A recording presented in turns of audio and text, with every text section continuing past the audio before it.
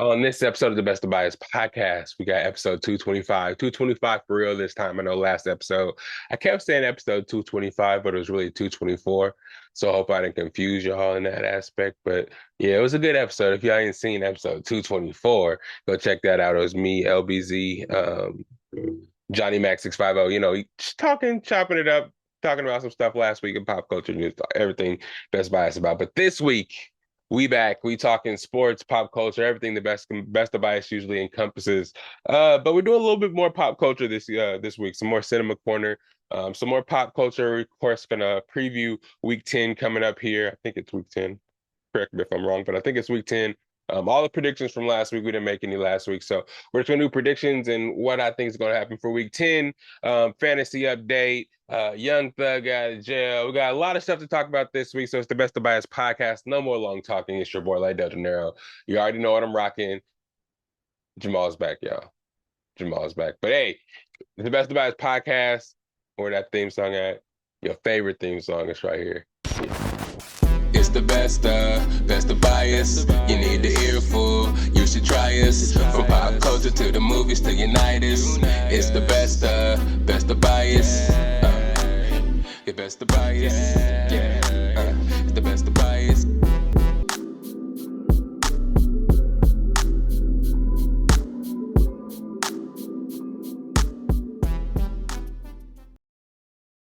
What's up, everybody? It's your boy Lydell Dinero, and welcome to another episode of the Best of Bias podcast, episode 225 to be exact. It's your boy Lydell Dinero, your favorite podcast host, your favorite podcast of the fall time. Let's warm it up a little bit. You know, the fall's coming, the sweaters and the hoodies is coming out. Hey, but let's warm it up here. You know what I'm saying? First and foremost, hope everybody's mental health is okay. I know we've been through a kind of crazy week. I don't know when you're listening to this podcast, but I'm gonna leave when I'm recording it a mystery. Let's just say it's before the NFL games, though. But yeah, we're this week was full of drama, full of anticipation, and some it was full of letdown. From some, it's full of cheer.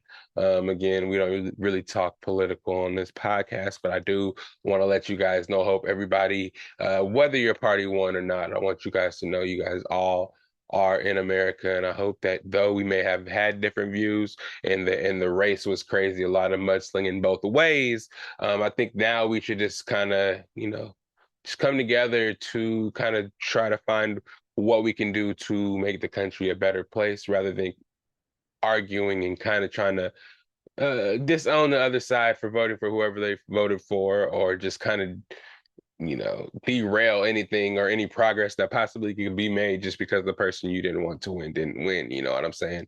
I'm not here to tell you feel whatever way you do feel, because you're definitely valid to your own feelings. And as far as who, me personally, I just kind of always knew that either way, whoever won, it was going to take some work to get the country back to where everybody wanted it to be. I know we're never going to agree on policies and stuff and rules and laws and stuff anyways. So for me, as a minority, as a black man, I'm already knowing that whoever's in charge, I'm gonna have to lock in, stay focused, stay woke no matter what. If the Democrats, Republicans, whichever one won, whichever rules, whatever laws are implemented, I'm gonna have to do what I have to do to make it. Not saying that I am with all the laws being taken away from people, rights being snatched away, presumably. You know what I'm saying? And I do feel bad for Kamala as well, because she was dealt a kind of like uneven hand already, having to try to pick up for what happened with Joe Biden. So you know what I mean? And I'm don't get me wrong, I'm not saying that I'm all about what Trump has going on, all the racism and stuff around and all the hate and stuff that kind of like his side is kind of presumed to represent. I just don't want no more of it. I just want everybody to come together and just kind of help us focus on finding ways to make the country better rather than fighting about and talking shit and trying to find the most dirt you can about somebody else who can't. Let's get it's the election is over now, basically is what I'm trying to say. Let's get to making the country better, and let's just try to whatever we can, man, to come together and put the country ahead of personal beliefs, if that makes any sense. I don't know. I know it's gonna be hard because I know a lot of people are either happy or sad. Either way, it's emotional. It's a lot of shit going on right now. It doesn't really seem real because last year or last election, it was so, so much stuff going on after the fact that, recounts and just kind of like people fighting, seeing if it was the results were what they were. This time it was just kind of cut and dry and just kind of doesn't really seem real. After all the shit, all the lead up, it was like, damn, it was over already. But it's all, I mean, I won't say it's all good, but we're gonna be okay. I hope, fingers crossed. I mean, knock on wood. I just feel like we just have to try to adapt and survive the best we can. And next time when it's time, the next 4 years when it's time to elect somebody that you want in party, maybe you can open it up to more than just two parties that, just look at everybody, listen to everybody, see what everybody has to offer, just so it's not just so one right or left, right or left, right or left, so much fighting each other when it's all supposed to better the country in the long run anyway. So I don't know. That's my political spiel, like Lydell Dinero on the Best of Bias political spiel for the day. But I just hope everybody's okay, mental health wise. I like to check up on y'all before we get started and to talk about the minutia of pop culture. You know what I'm saying? Pop culture is big and everything. We love to talk about it, but I'll make sure that everybody is okay first and foremost. But so if you need some time, let me know. You know what I'm saying? You can pause the pod, take a deep breath. You know what I'm saying? Get a breather, get your coffee ready, because I know it's tough out there right now. And all we can do is hope and pray that, we go in the right direction somehow, some way. But anyways, enough of that. I just had to get that in there because I'd be remiss if I didn't. Um, it's all about America at the end of the day. But God bless everybody. And man, anyways. Yeah, so it's been a while. I feel like since we talked about fantasy football last week, we didn't really get to talk that shit because we had LBZ and Johnny Mac on talk about some other shit, just kind of getting right into the pop culture shit. But we back, we back. Best of Bias Fantasy League Invitational 2024. You want to know what's happening. You want to know who's in first place, second place, third place, all the way to 12th place because there's money on the line. I hate doing the math for first and second and third. That's no third place. You definitely get your money back. It's a $100 buy-in. Do the math after that, but we'll have it ready by the time the presentation of the money comes. Just know you win $900+ if you come in first place. Last place wins your money back. I think second place wins like 250. Do the math. But yeah, well, my team is doing good. Me personally, I like to talk about myself a lot, but I do respect that the fellas are in here trying hard and giving me a run for my money. I am the champion, the past champion. I do this fantasy shit, platinum status on Yahoo. Let them know. Ask about your boy, like Lydell Dinero, anywhere a fantasy league, anywhere I'm at. I'm making at least first, second, or third place, and I'm making it tough for the first place person. If you're gonna win, you got to get through pause to get to that spot, and it ain't gonna be easy, but. Yeah. This year I'm doing pretty good, man. A lot of my players that I got throughout the season, as you guys know from listening, been getting hurt like everybody else, injuries and shit happens, but it's how you adapt and how you pivot, how you use the waivers, how you research, how you mix and match your teams, how you finesse the trade market. You got to do little things to stay afloat. You can't just give up when your best players get hurt because people out there lost Christian McCaffrey right away, and he's coming back this week. So people out there that didn't give up, rightfully so. You have him reaping the benefit of him actually getting healthy and coming back, and you have the number one player in fantasy football over the last couple of years coming back in the nick of time. 4 or 5 weeks left. Make that push. A lot of teams in our league anyway are really jumbled up. So if your league's anything like that and you have Christian McCaffrey coming back, you're sitting pretty. So it's gonna be good coming that way. Looking at that aspect, but every year something different.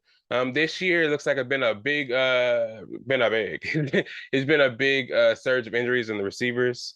So you had to pivot a lot that way. Running backs are already the market is already dry after the second round in the draft, second, third round in the draft. So if yours get hurt anywhere in the season, it's gonna be kind of tough for you to find some shit in the free agency market. What is it called? Why am I drawing a blank for this fucking whatever? You know what I'm talking about.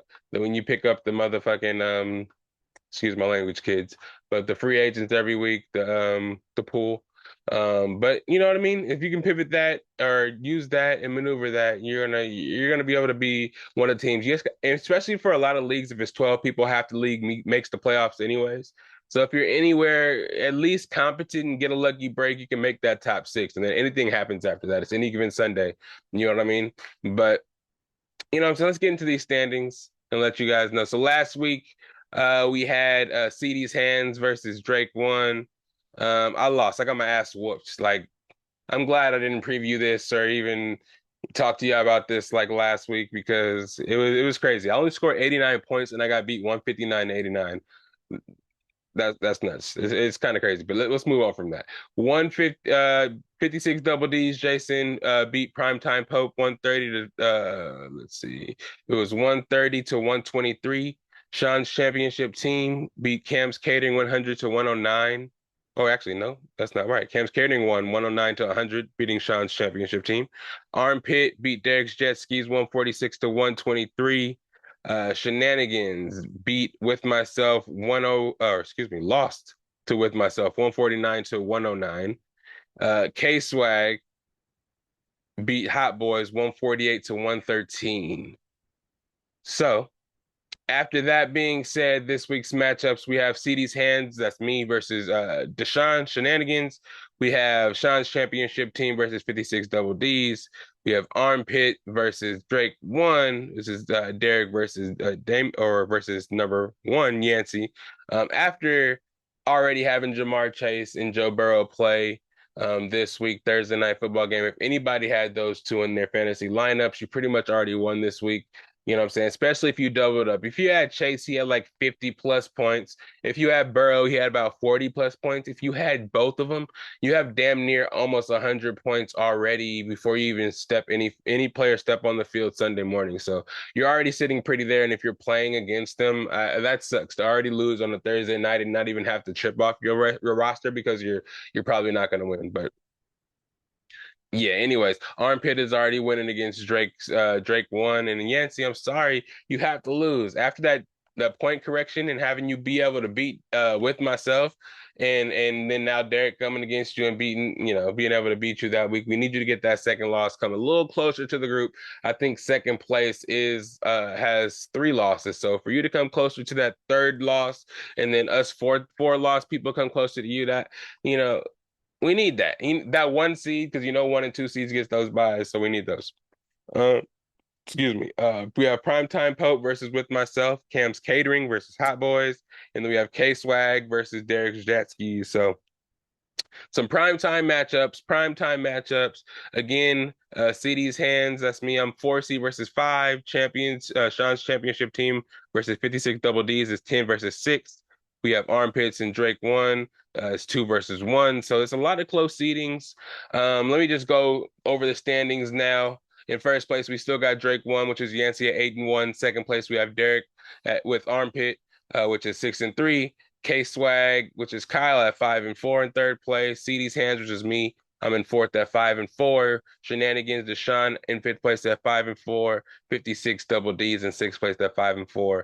Then we have Hot Boys at seventh place at 5-4. Then we have Primetime Pope in eighth place at 4-5. With Myself in ninth place at 3-6. Sean's championship team at 10th place and 3-6. And Cam's Catering in 11th place at 3-6. And Derek's Jet Skis in 12th place at 2-7. So, man, again, I appreciate you guys always being around, talking in the chat, keeping the shit going. But I would love for you guys to be on the pod, talk to the people, let them know what's going on. I mean, I get it. I get it. Nobody really wants to, probably seek the embarrassment of having this video be on YouTube and last forever, especially when I hold that belt. You see that belt back there? I'm gonna hoist it up again this year, have the money in my hand. If I win again, I might go just take it out all in ones and throw it up. I should make it rain in the office. Should I make it rain out here in the stew? If I win the championship again for y'all this year, I'll throw some money up in the stew from the winnings. You know what I'm saying? Just for the people in the chat, just for the people in the league that don't ever watch the videos. I'm gonna make them mad this year. If one of them don't hop on this pod and talk about one of these weeks of fantasy football, actually we had John on here last week, so maybe that does kind of count. But anybody else, if John don't win or at least get second place, I'm making it rain on the chat, man. But yeah, NFL Week 10 preview last week. I don't know if I made y'all any money or not from the previews from the previous week, because I think I skipped the week before that. So I don't think I made any preview or any predictions. But so there's no last week anything to go over, but I'm just gonna give predictions for this week, week 10. Well, you already saw Bengals and Ravens. That shit was kind of crazy. Lamar Jackson putting on another show.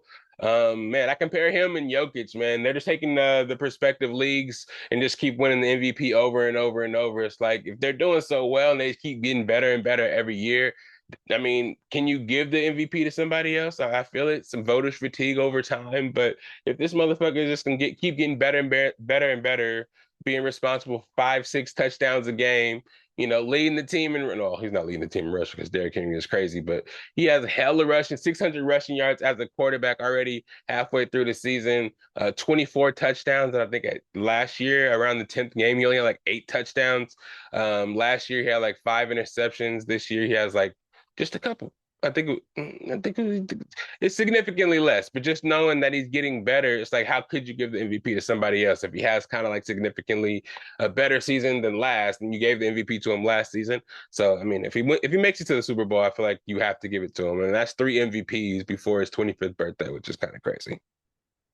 That is kind of nuts. But yeah, Joe Burrow and the Bengals, they were on a kind of a, transition period. They started off really slow. T. Higgins out, the Chase contract was under negotiation. There's bad blood between Chase and the team. They had a slow start, but Joe Burrow and Jamar Chase using their college days and that familiarity to get the team on track. And they was doing well against the Ravens. It's just that Lamar Jackson was too good. I think Jamar Chase had like 200 plus yards, 3 touchdowns. Joe Burrow threw for 5. Again, I talked about the fantasy scores that they had. They still lost the game. You know what I'm saying? Those stats are empty if you're not winning any games. And I think they're like 4-6 now.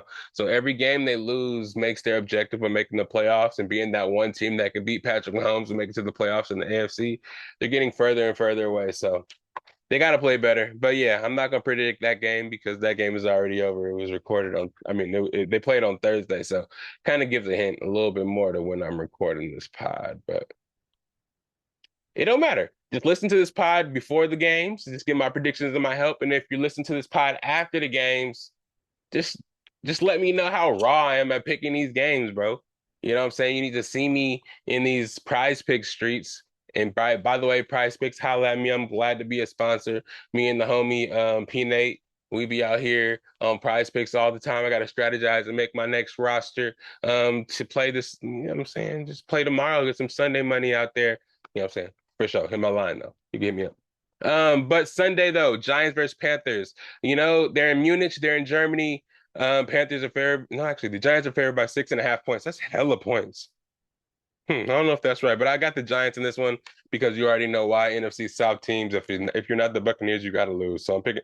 By the way, a lot of these teams in this week, I kind of felt like I'm picking a lot of teams with my heart. Again, if you're using my picks to gamble this week, I think this week more than any week, just be wary. And these ones are coming from my heart, and there's a lot of bias in these picks. But what would it be if it wasn't bias, being as the podcast is called the you already know. But anyways, I got the Giants over the Panthers in Germany. I got the Patriots over the Bears. See, this was one of those too because the Patriots obviously are not very good, but I also need the Bears to keep losing for the Buccaneers wild card chances selfishly. You know what I'm saying? So think about it when you're making that pick. But I got the Patriots over the Bears in Chicago, even though Chicago is favored by 6.5. So yeah. Vikings at the Jaguars. Jaguars are terrible this year. No Trevor Lawrence either. Vikings are favored by 4.5 points in Jacksonville. I got Vikings. Broncos at the Chiefs. I want the Chiefs to lose. Here's another one. It's coming from deep down here, man. I'm just hating on the Chiefs right now, even though the Chiefs should beat the Broncos. The Broncos have been on a little streak. Their defense has been surprisingly good.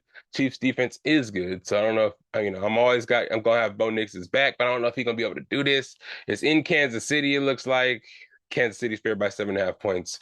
And I'm picking the Broncos still. So again, this is one of those picks where if you're betting, this is just advice. I'm not a gambling professional, if you know what I mean. Falcons at the Saints. I'm picking the Saints in the upset. Another with the heart pick. I need the Falcons to lose every single game, but the Falcons are probably going to win in New Orleans. But hopefully the Saints can come up with the upset here. Chris Olave is on the IR, so I don't know who they're going to throw the ball to, but yeah, Falcons are favored by 3.5. And I think that was before Olave went on the IR because he's yeah. Steelers at Commanders. I got the Commanders winning that game, though. I need to pull for the Commanders and the Eagles to lose because one of those teams are gonna have a good ass record for the wild card again, selfishly, but I think the Commanders will beat the Steelers. So they're favored by 2.5 at home, and I'm gonna go with the Commanders. Titans at Chargers. Chargers are at home in LA, are favored by 7.5.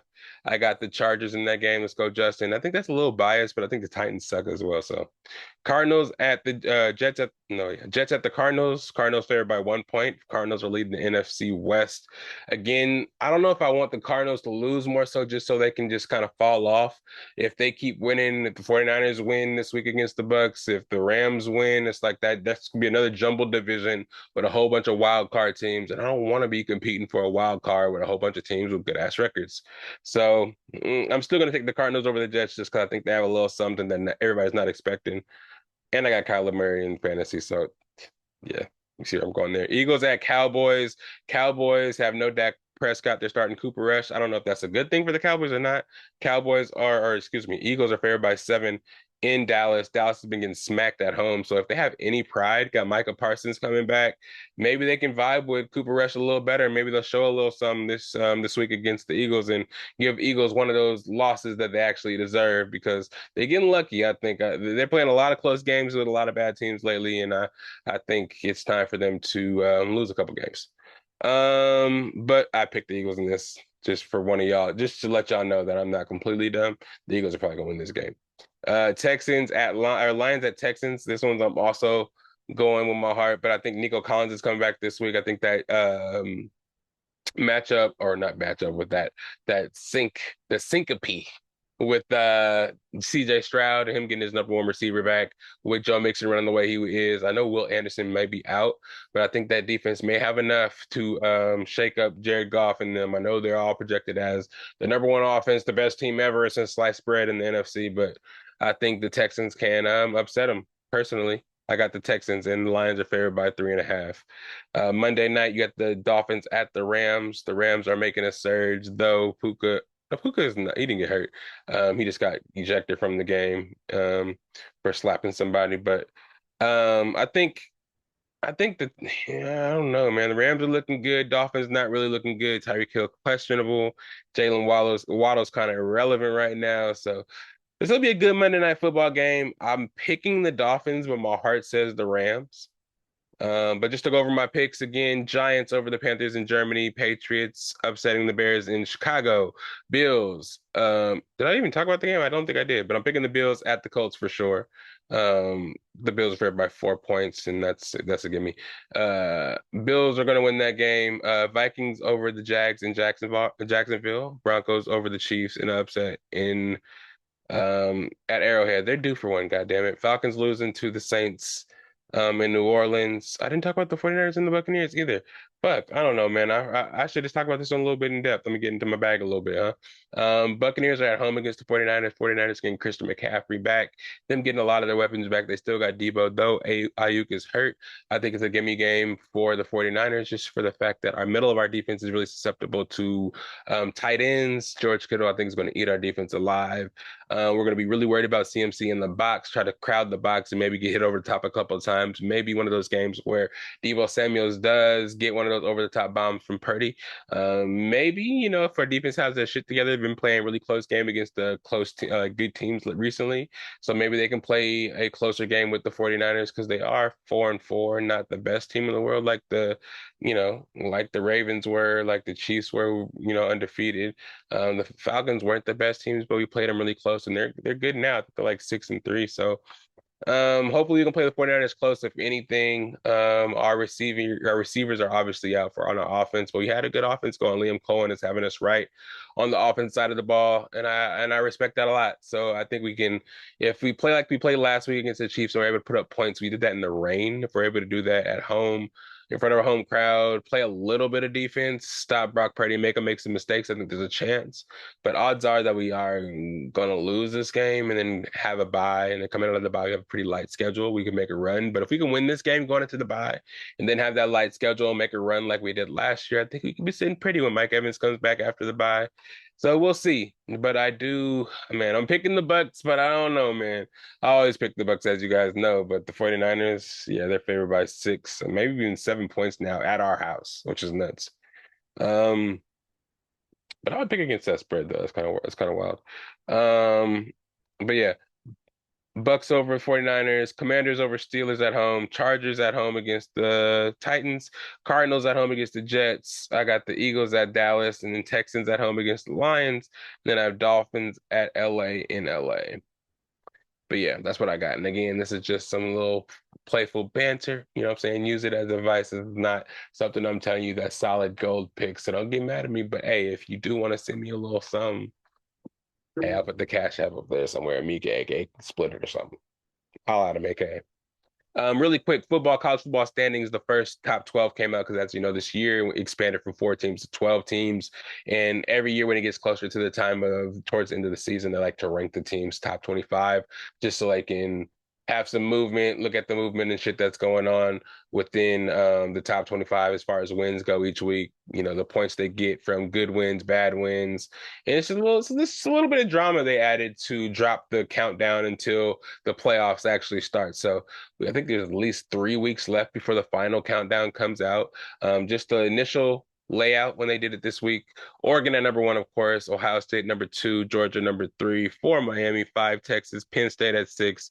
Seven, Indiana. Eight, Tennessee. BYU. Nine, Notre Dame. 10, 11, Alabama. And 12, Boise State. I do know Georgia lost today to Ole Miss, and so did Miami lost to Georgia Tech. So there's going to be some shakeups. Some teams are going to move around. Probably Alabama move up. We'll probably see Colorado move into the top 10. They beat Texas Tech today after being down by 13, came back and won convincingly. So they're probably going to make their way into the top. I don't know if they'll jump from 20 to 12, but it's starting to look more impressive. So we'll see what happens. But it's pretty cool, man. I'm liking what Oregon's doing this year. We just played Maryland one. It was kind of scary. Our defense had to carry us this game. We did win 39-18, I want to say. I think that was the score. We went for two somewhere in there. So I think we did get 39 points. We're looking good. Dylan Gabriel's looking good. I just want Tez Johnson to come back. Hopefully Jordan James isn't hurt and everything just kind of be cohesive and all together by the time the playoffs start and we get to the Big 12 championship. Because, you know, undefeated, I think we're about nine, maybe 9-0 now, going into week 10. And then we have a bye coming up, and then we have Washington. So it's about 2 games left. 2 games left until the championship game. So we're getting there, man. Last year, well, losing to Washington twice was heartbreaking, but this year, hopefully Dan got us right. 32-5 as a head coach total, 18-1 at home in 3 years. It's crazy. Dan Lanning is doing his thing, and I'm excited to see what we can do. Knock on wood that we keep winning and get there. You know, I've been rocking with ever since ever since the pod's been going since 2019. You guys know, even if before, because you guys know me. You know, I've been rocking and how the ups and downs of Oregon and all our recruiting and our coaches leaving and being so unsure of what was going to happen, and just have the rebuilding of Dan Lanning and how he's been recruiting and how he's recruited and stayed. We had Willie Taggart, we had Mario Cristobal, but those fools recruited, left, and took the people, coaches with them. Dan said, "Nah, I'm gonna build something here." I left Georgia after winning a national championship to build something. After I build it, I'm not gonna skate to another school. I got all the money in the world with Nike behind me and Phil Knight. I'm gonna build something. And that's what he's doing, man. And he's standing behind it. And I hope all the recruits see, and we can just build a powerhouse.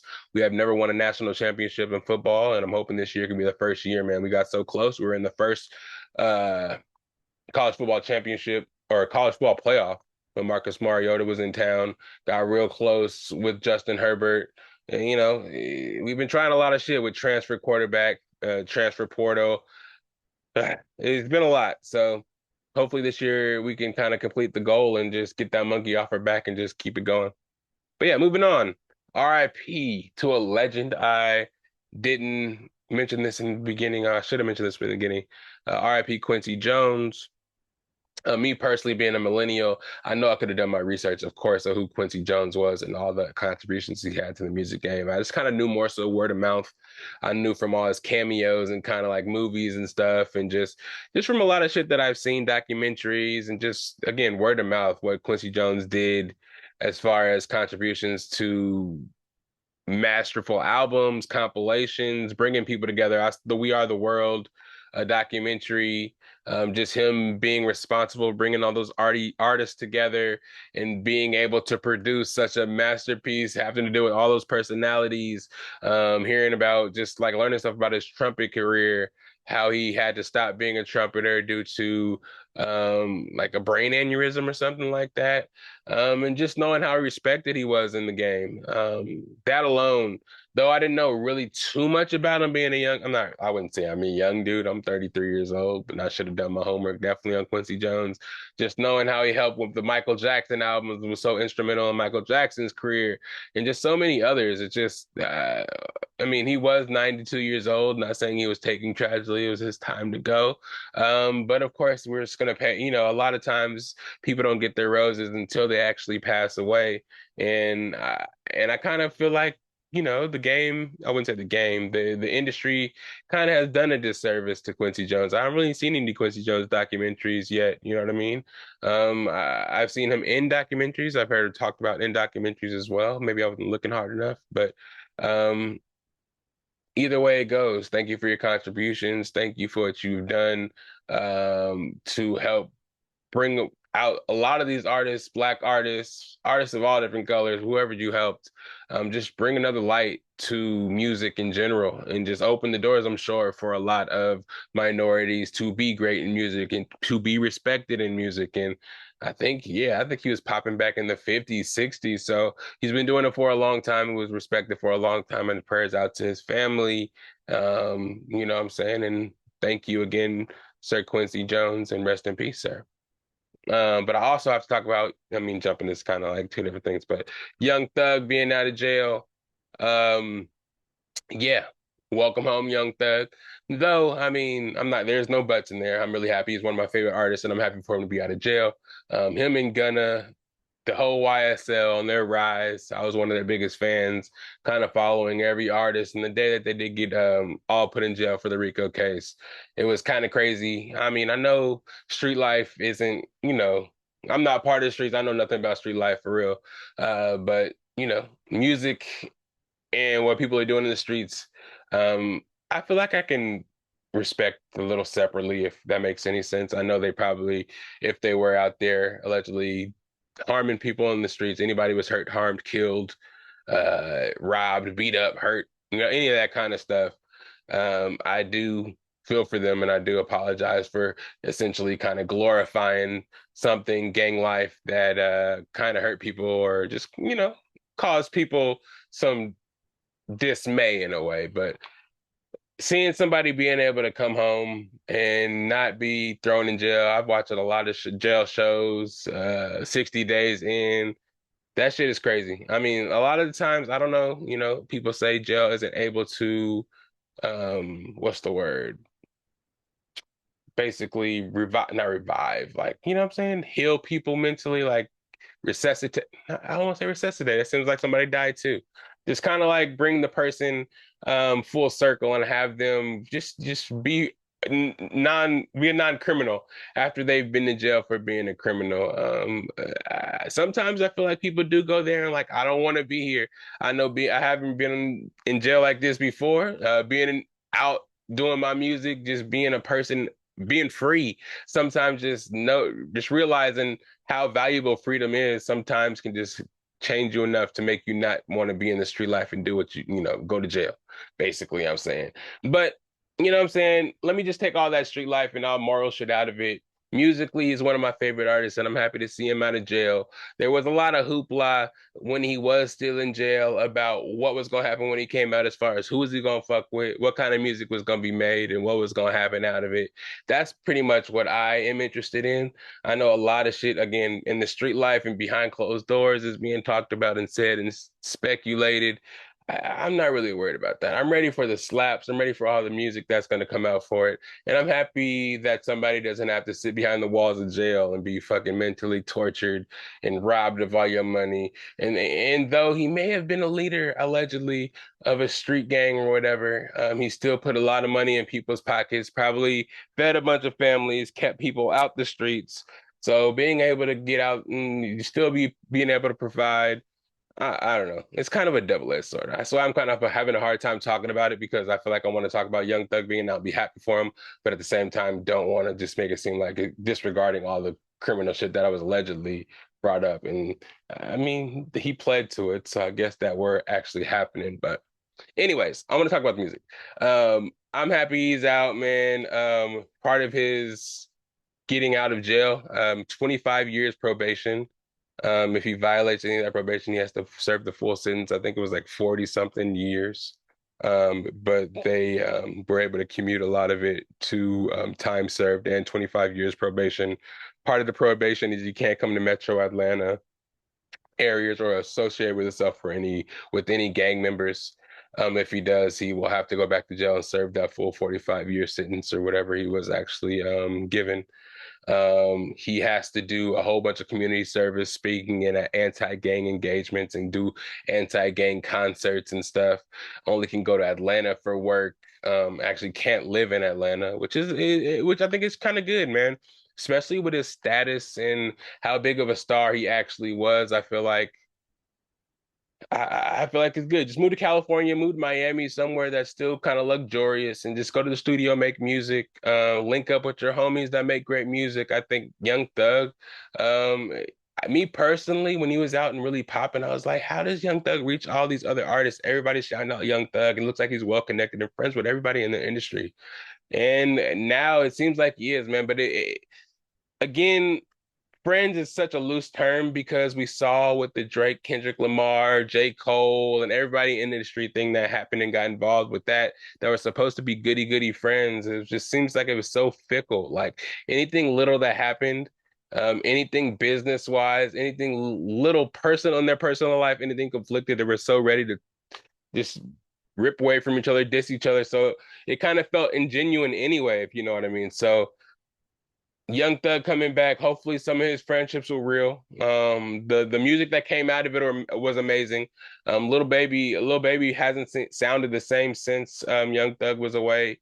Gunna, we already know the whole situation with him. Supposedly, once he got out of jail, he did tweet something about Gunna quit with the internet stuff. We're not friends, or we don't know you, my guy, type thing. And it was quickly deleted off his Twitter, but people saw it. Academics started reporting on it. Drake is flying out to Young Thug to hand deliver him $1 million. It's just a lot of hoopla. I feel like we just want to hear the music, man. We just want to hear the music. I know nowadays a lot of this media stuff it gets talked about in podcasts like these. It gets the big press, and that's where the big money is now. The relevance is now. If you're talked about on podcasts, you're talked about on social media, keep that. If you're going viral for a couple of weeks, a couple of months, that's what keeps it going. But man, I just feel like music. We want the music, man. I just feel like when Young Thug and Gunna were at the top of the music game, music was fun. The swagger rap was fun. You can go to a party and just vibe out. Now it's just like everybody hates each other. The industry is pushing music that don't even matter. And though I'm not saying that, that Young Thug and Gunna's music, of course, you to each his own. Everybody's saying that, I've heard some debates saying that Young Thug's rap wasn't everybody's favorites. The lyrics weren't his favorite. You can't really. He's not the best, most lyrical rapper. So, everybody doesn't like him as much as the youngins like him. And I don't know, man. To each his own. Me personally, rap to me is styles. You don't want everybody to be the same. You want everybody to be original, have their own style. That's how you get fans. Everybody doesn't want everybody to sound the same. I mean, the industry seems like it does because that's what they push, everybody having the same sound. But me personally in hip hop, it's like I want my hip hop to be kind of like the Marvel universe. You know what I'm saying? You got this guy that got this power. You got this guy that got this power. You got this girl that got this power. You got this girl that got this power. You don't want all the people in your movie or in your clique to have the same power. That makes for a stupid ass movie. That makes for something that's not fucking very entertaining. We want to know more about the person that can teleport. We want to know more about the person that got the firepower. We want to know more about the person who can get hella, like, you know what I'm saying, grow in size, shrink in size. We want to hear all these different styles. Back in the early 2000s, like, what I'm saying, let me get on my thing. Back in the, you had a whole bunch of rappers that had their own styles. You had the Ludacrises of the world, you had the Twisters of the world, you had Kanye, you had T.I., Nelly. Like, you want all different styles. I mean, now people just pick up a microphone, make noises in this music. Nah, bro. You want somebody, I mean, I get it. Like, be you, do what you want to do. But I remember when Young Thug came out with his style, I'm a stoner. Everybody was looking at it a little different. But as it grew, as people grew into the sound, as people started fucking with it, he got different features. He took your favorite rapper from that lane and merged it with his. You know what I'm saying? He did the album with Chris Brown. There's some good shit to come out of it. I mean, Gunna, personally, him and Gunna, I like Gunna a little more than Young Thug. And Gunna's trajectory was crazy. And Young Thug knew it too, because there was like besties. But I get what happened in jail. The plea was signed by Gunna. People are saying that he's a rat, snitched on Young Thug, had him stuck in jail. But I don't think that was exactly what happened. I thought that they were both in the jam. Him and Young Thug and the lawyers talked. This is what he had to do to get out of jail in the time being. We can keep going. We can bankroll this jail stuff. You're signed to me as an artist. We can keep it moving, make a whole bunch of money to fight this case. Once we get out, we keep it rolling. But I don't know. I just hope that Young Thug and his camp isn't really into the internet games and keeping going shit going for speculation and just keep him in the talking in the media cycle, because that would be kind of corny.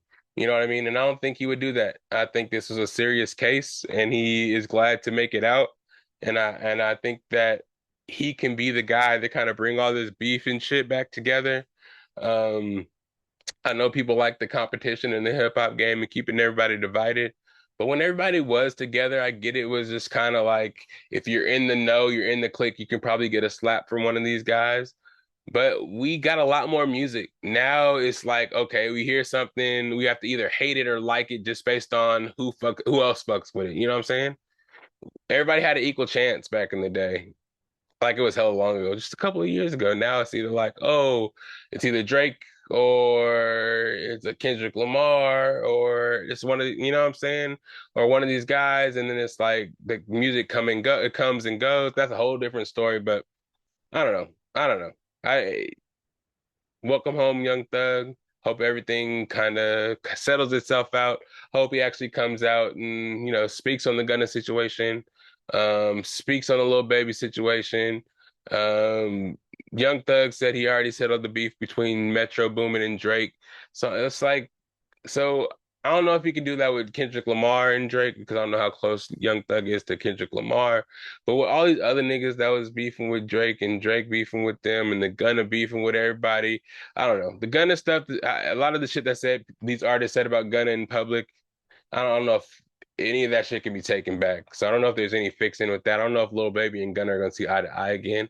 I don't know if Young Thug can be that guy to bring that back together too, because the slaps that they made were untouchable as well. But I don't know. We're gonna see. It's fairly new. I know you guys been hearing about it, so I'll be remiss if I didn't touch on it as well.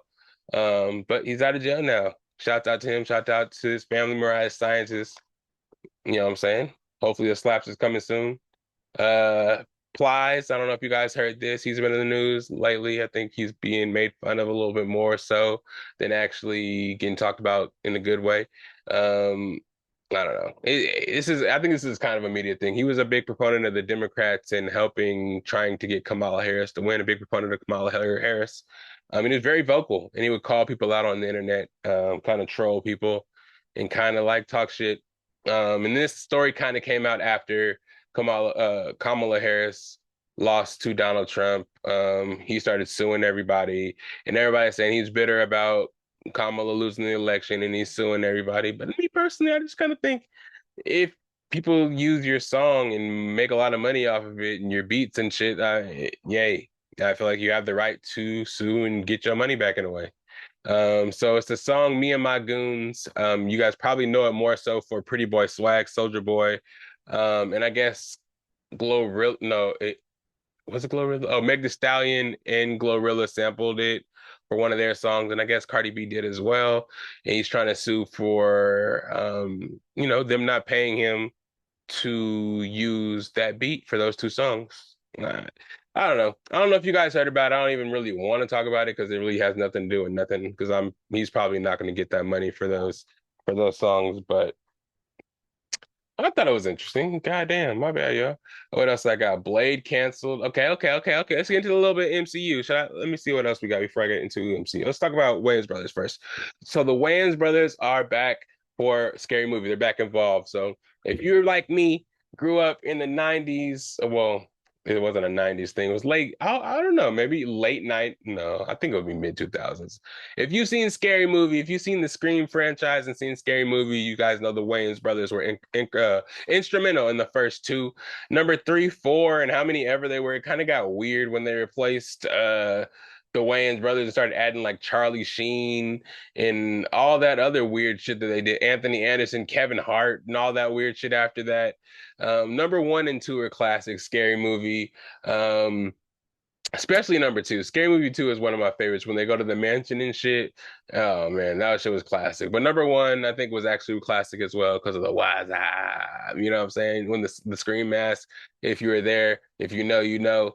They're the funniest then. And then once Marlon Wayans and them started doing Haunted House and shit like that, it kind of brought back the vibes of how they used to do in Scary Movie. Because again, Scary Movie 3, 4, and all that other shit got really corny after a while.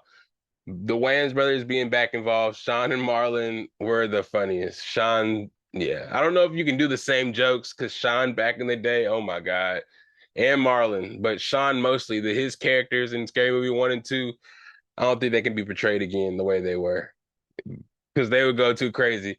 Just them, yeah. I'm ready though. I think it's time for the Wayans type of comedy to come back to theaters. So Scary Movie 6, I'm really excited to see what they do. I'm hoping a lot of the cast that were in the early ones come back. Yeah, you know what I'm saying? Like kind of like a paying homage to the early ones and just keep it going. Bring the young Wayans into it. You just keep the franchise going because I know after everybody sees Scary Movie 6, they're going to want a 7 and 8. Just lock back in. That'll be some good money for them, man. Because yeah, I think the Wayans are hella underappreciated in comedy. And the Wayans brothers sitcom was hilarious. I started Damon and Damon's new show. What is it called? Pops or Dad to Dad? I don't know. Some shit like that on Paramount Plus. That's just pretty funny, but yeah. Y'all ready for a Scary Movie 6 with the Wayans brothers back involved? That should be dope. It should be kind of clean. What else we got? Oh, Blade canceled. I'm still kind of indifferent about this because you guys know, if you guys been following the Instagram, I've been kind of keeping track of this Blade shit, this Marvel shit, because I'm a Blade guy. Wesley Snipes, Blade 1, 2, Trinity, all those movies were classic. I might watch them tonight. Mahershala Ali being cast as Blade. I've been waiting for so long for this movie to come out, be filmed. All the news about the writers, directors being canceled or fired, the strike happened, people walking out, movie getting delayed. You know what I'm saying? It was just looking bad. And just for the fact that they now announced that they're taking it completely off the release schedule and just don't know what they're going to do with it, it just makes it seem like they're not going to make the movie. Mahershala Ali is already kind of old. So it makes me think they're just going to push the movie and just cancel it. They're green lighting all this bullshit. Ironheart is coming out. I mean, we'll talk about Agatha a little later, but yeah, a whole bunch of shit coming out that nobody wants. They had that Echo shit come out, but you can't make the Blade movie. But you know what I'm saying? And then I'm hearing that they think about doing the same thing with Moon Knight. So I was like, Kevin Feige, Marvel, you guys are getting a little crazy. But then I saw they were thinking about doing Midnight Suns. So I was like, oh, I get it now. We can do Midnight Suns that can branch off into their solo movies because I know shows are a little harder to do. Shows are pretty much like mini movies anyways. So why not just do a Midnight Suns movie, a team up, and then branch off into a solo, just like you did with the Avengers in a way. That makes sense because you have Ryan Gosling that's going to play the new Ghost Rider. He's part of Midnight Suns. You have Oscar Isaac as Moon Knight. They delayed the season 2 of that too because I think they're going to do a Midnight Suns thing too and have that be their season 2. And then who else do they have in there? Who else? Doctor Strange, Wanda. You already know what they're gonna do with Wanda. They already did WandaVision. And if you saw Agatha, that sets as a part 2. They're doing the Vision Quest 2. The Vision show that's coming out. So it's gonna be a three-part anthology series, and they're gonna have the WandaVision movie. So I think that's going to be dope how they're setting that up.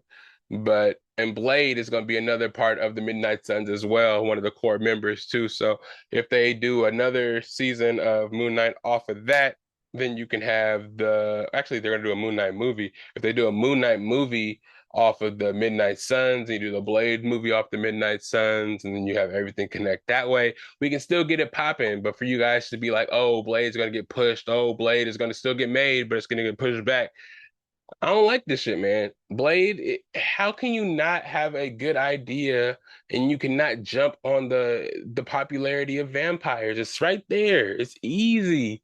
If you gonna let Ryan Coogler and Michael B. Jordan do a vampire movie before you guys put out Blade, come on now, you falling behind, bro, and you're wasting a great character. You're wasting a great person to play the character. The voice, you guys know Mahershala Ali's voice, man. I can't even play with y'all. Hey, you know what I'm saying? I can't understand it. Man thing, Midnight. If you come with Midnight Suns sooner than later, then we can just disregard everything that I'm saying right now. But if we have no Midnight Suns, we have no Blade before. I'm giving y'all to like late 2025, like around this time, 2025.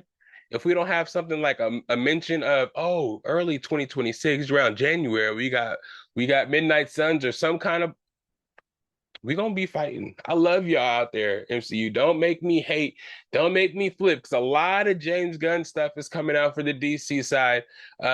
Monster Commandos, Creature Commandos is coming out. You know what I'm saying? That they releasing a lot of cast members for that Justice League New Frontier movie. So we got to keep it going, MCU. And I hear the plans. I'm trying to get my tickets to SDCC for next year so I can be there in Hall H to hear it firsthand. But you gotta let me know something because y'all canceling everything I like and keep telling us about Wanda, keep telling us about Robert Downey Jr. doing something, you're telling us about Spider-Man. I get it, but they've had like 4 or 5 movies already, 4 or 5 shows. Let's get into the darker side. Let's get into, you know what I'm saying? The Werewolf by Nights, the Man Things, you know what I'm saying? Doctor Strange, Wanda can be in Midnight Suns, Ghost Rider, Moon Knight. Let's dig into it, man. Let's stop doing what you're doing and canceling the good shit. Anyways, new anime. All my anime heads out there. I'm sorry I haven't talked to y'all in a while, but what y'all watching? What y'all got going? If you ain't got nothing on your plate right now, check out Dan to Dan. It is on Netflix. It has one of the most popping uh theme songs, first and foremost. It's probably the best anime theme song I've ever heard. I'm not even gonna hold you. Check it out. Check it out. Really interesting show. It is kind of weird. I love the weirdness of new age anime nowadays because they already had everything in the world back in the past with all these shows they have, the Teen Titans, Attack on Titans of the world, Dragon Ball Z, Naruto, One Piece, Hunter x Hunter. Whatever you watch, they've done it. You know they've done it. They had a Cowboy Bebop, to name a few. But to know they have more stories and they have more and more weird, freaky shit that they can just put on screen. The goriness and the lines they can cross now, as far as the mature content, is crazy. Dan to Dan is just basically it starts off as this guy and this girl. They kind of start arguing. They're both very interested in different things. Well, not very different, I guess. They kind of connect in some kind of way. But the girl is really interested in ghosts, and then the dude is interested in aliens. They hella get into an argument, and somehow they dare each other to go to one place, go to places. The girl dares the guy to go to a haunted house where that is supposed to be haunted, and hella ghosts there. And then the guy dares the girl to go to this place where there's supposed to be hella alien sightings and there's supposed to be aliens there. They both get caught up in where they were and shit goes down. And one sees aliens and one sees ghosts. And it's crazy as fuck and shit goes down from there. I don't want to spoil it. I want everybody to go out there and watch it. There's 6 episodes out right now. I don't know if 5 came out all at once and they drop it episodically from there. But there's 6 episodes out now. Go check it out and let me know how you like that. Of course, I'm watching Dragon Ball Daima right now, the new Dragon Ball Z series, Akira Toriyama's last Dragon Ball story before he passed away. And they supposedly had a whole bunch of episodes in the tuck, about 300 episodes. It's crazy. It's a continuance of Dragon Ball Super, I think. Um, one of the gods from the demon world see Goku and all the Saiyans to see how strong they are, and they get hella spooked. They collect the Dragon Balls and they try to make all the Saiyans and everybody on their planet children, so they can't get strong enough to come to the demon world and beat up them or just take over the demon world. So they get scared and make them children. So they're children now, and they're trying to figure out why they became children, but the people in the demon world didn't know by making them children, they still kept the same strength, and we're seeing little adventures from there. It's pretty epic, man. The art is epic. The adventures are epic. I haven't caught up all the way yet just because it's not dubbed all the way. I'm a big dub guy. Dubs, I can't really do subs. I think I have ADHD. I be back and forth on my phone a lot, so I can't really, you know, pay attention too much to the subtitles. So I like to watch it dubbed so I can actually say the shit. So if I miss anything or anything important happen, I can be what? But you know what I mean. What else I'm watching? I'm rewatching Dragon Ball Super. I'm still watching One Piece. Anything you guys think I should watch, hit me up, comment down below about the anime I should check out. I'm always down to watch new anime, as you can see. Netflix comes out with new shit all the time. If you guys haven't seen Blue Eyed Samurai on Netflix, check that out as well. For everybody likes anime out there, one of those newer anime as well. But check some shit out. Don't be afraid of anime. I'm telling you, in the next couple of years, you're gonna see the rise of anime. It's gonna be in mainstream pop culture, and everybody that got laughed at for being a nerd and watching anime. Now, when you're trying to catch up on 1,000 episodes of One Piece, and you asking what's going on and how cool that shit is, just wait, just wait. Lastly, a couple of things here. Last couple of things. Skeleton Crew trailer. New Star Wars movie coming out. I watched the trailer for that the other day. It looks like a Star Wars Goonies type of situation.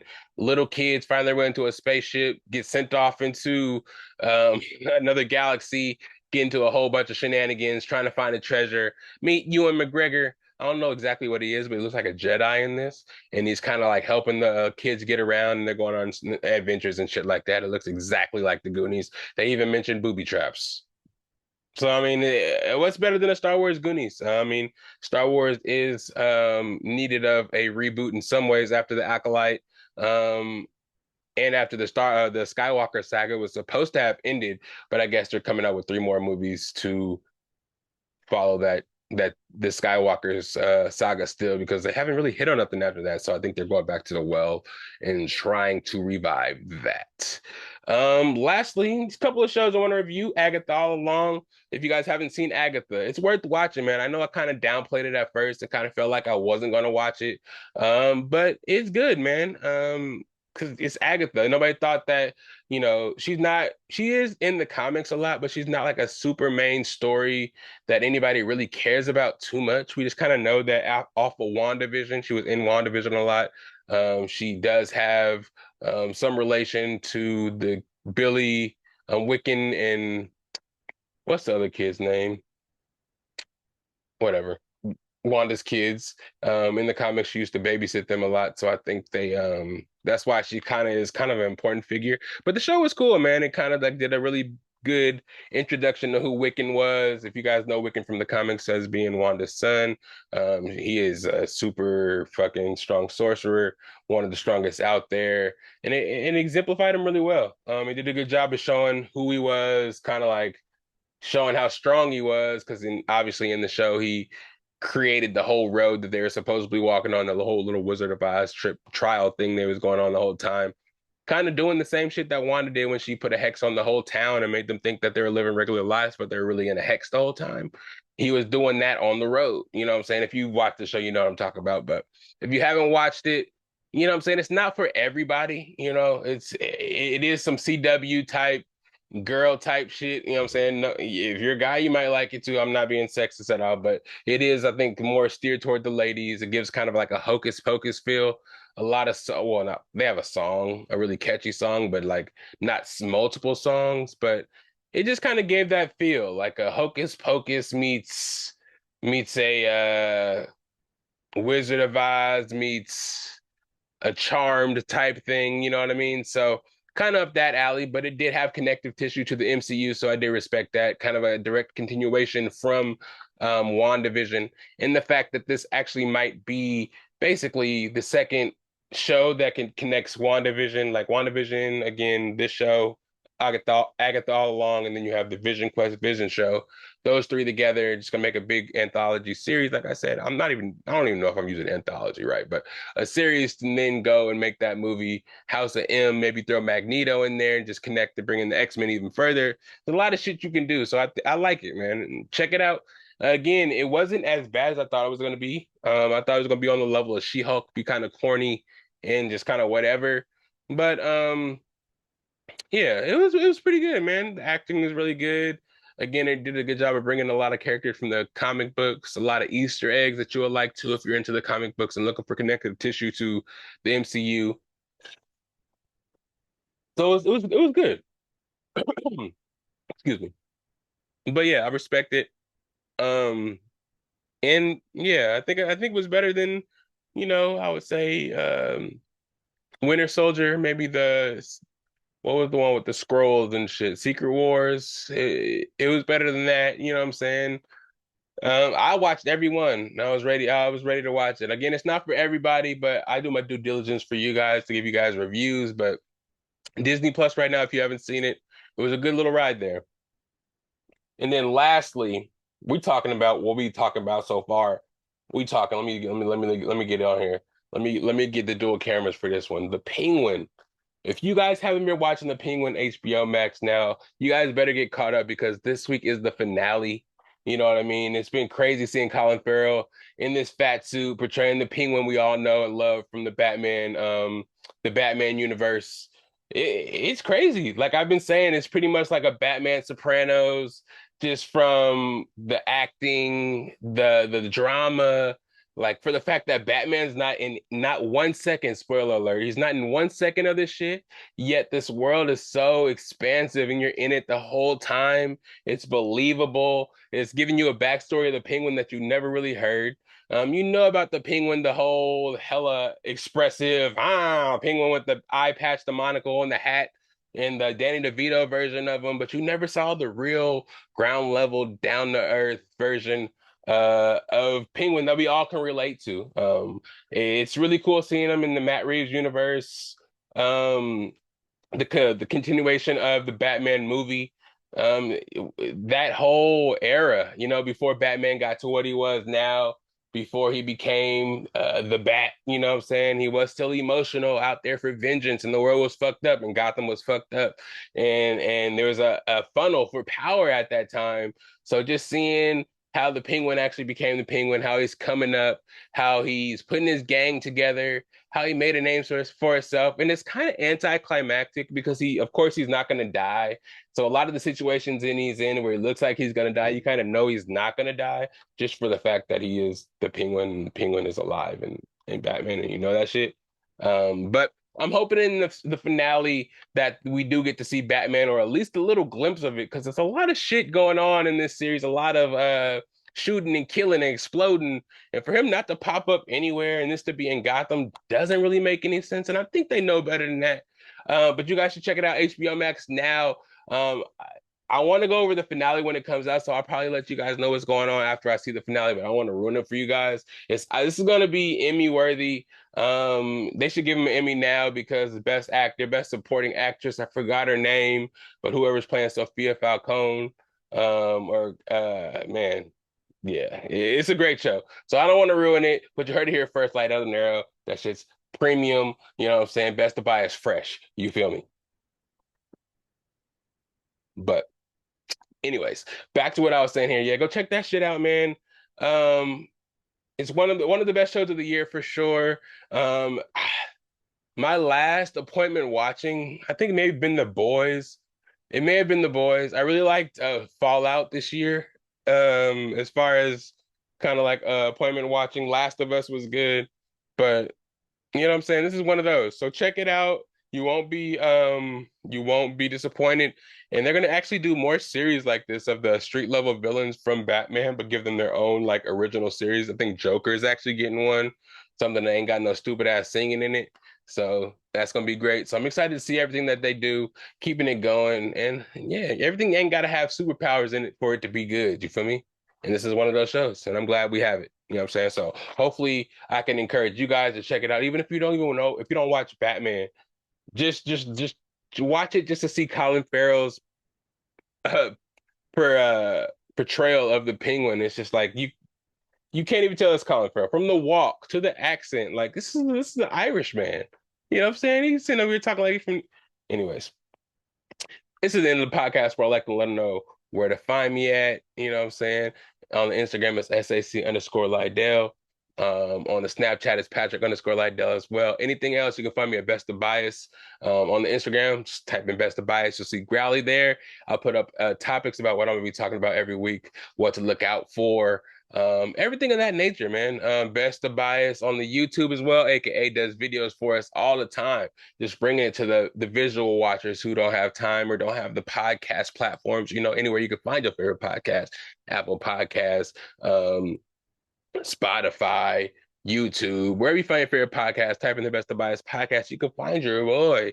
We have guest topics galore, different topics each week, but this week I kind of steered more towards the pop culture because we got to get that information out. We could talk about sports all day, but you guys are pretty much up to date, and you can check my Instagram for that. But pop culture comes and goes, and I want you guys to know I'm on top of it still. It's not all just sports over here. We talk and we talk and we talk. Again, hopefully everybody out there can still love each other. I know everybody's not happy about how the election turned out, but we do have work to do.